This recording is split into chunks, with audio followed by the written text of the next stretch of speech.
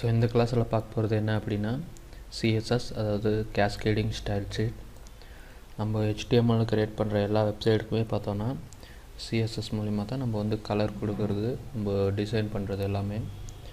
So இதுக்கு முன்னால் சில கிளாஸில் பார்த்துருப்போம், அதாவது ஸ்டைல் டேக்குள்ளார நம்ம வந்து மார்க் ஷீட்டு, டேபிள்ஸ் அது இதெல்லாம் எப்படி கலர் கொடுக்கறதுன்றது.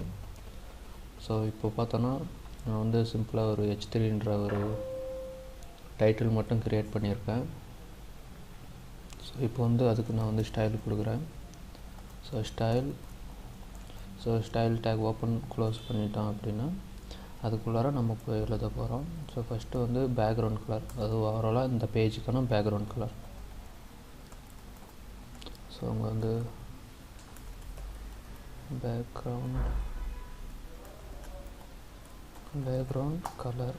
ஸோ பார்த்தீங்கன்னா நான் பேக்ரவுண்ட் கலர் சூஸ் பண்ணதோடனே அதுவே நிறைய கலர் எனக்கு வந்து டிஸ்பிளே பண்ணுது. ஸோ இதில் ஏதாச்சும் ஒரு கலரை நான் வந்து சூஸ் பண்ணிட்டு செமிகார்னர் போட்டு சேவ் பண்ணேன் அப்படின்னா எனக்கு பேக்ரவுண்ட் கலர் வந்து சேஞ்ச் ஆகிடுச்சு.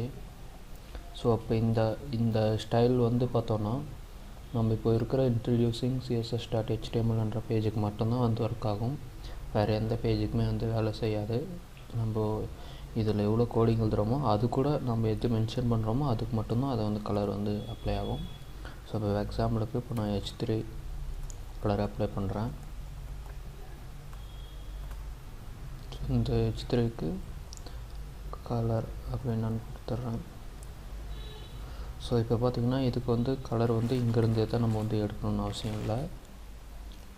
ஸோ இந்த கலரில் நீங்கள் ஏதாச்சும் ஒன்று சூஸ் பண்ணிக்கலாம். இல்லை அப்படின்னா அது கலர் கோடிங்னே தனியாக இருக்கும். ஸோ இப்போ நான் வந்து பார்த்தோன்னா CSS கலர் கோடிங் நான் டைப் பண்ணுறேன். கோட்ஸ். ஸோ கலர் கோட் பிக்கர்ஸ்னு கொடுத்தா கூட ஓகே தான். ஸோ இங்கே பார்த்தீங்கன்னா இந்த எக்ஸ்ன்றது பார்த்தோன்னா இந்த RGBன்றது இந்த மாதிரி நம்ம எழுதிக்கலாம். எக்ஸ்ன்றது வந்து பார்த்தோன்னா இதுதான் வந்து கலர் கோடிங்கு.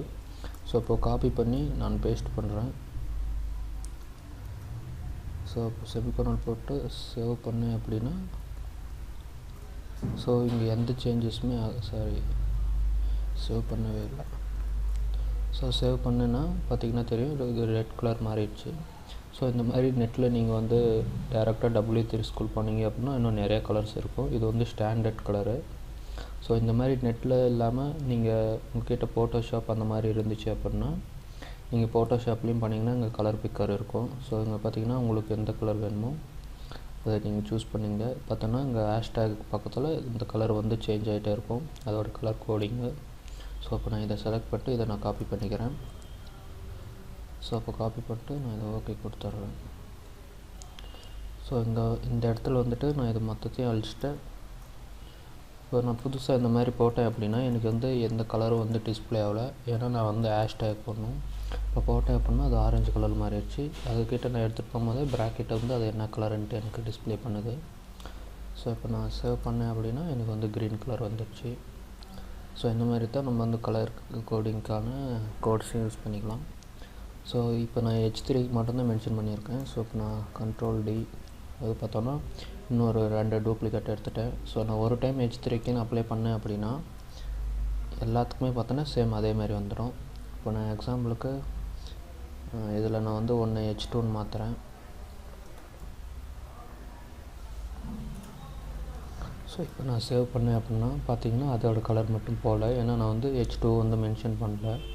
இப்போ நான் H2க்கு மட்டும் கலர் வந்து டிஸ்பிளே ஆகணும் அப்படின்னு பண்ணேன் அப்படின்னா மீதி ரெண்டும் நார்மல் ஆகிடுச்சு. H2 அதாவது நம்ம என்ன இந்த ஸ்டைல் டேக் கலர் மென்ஷன் பண்ணுறோமோ அது மட்டும்தான் நம்மளுக்கு வந்து கலர் ஆகும். So thank you.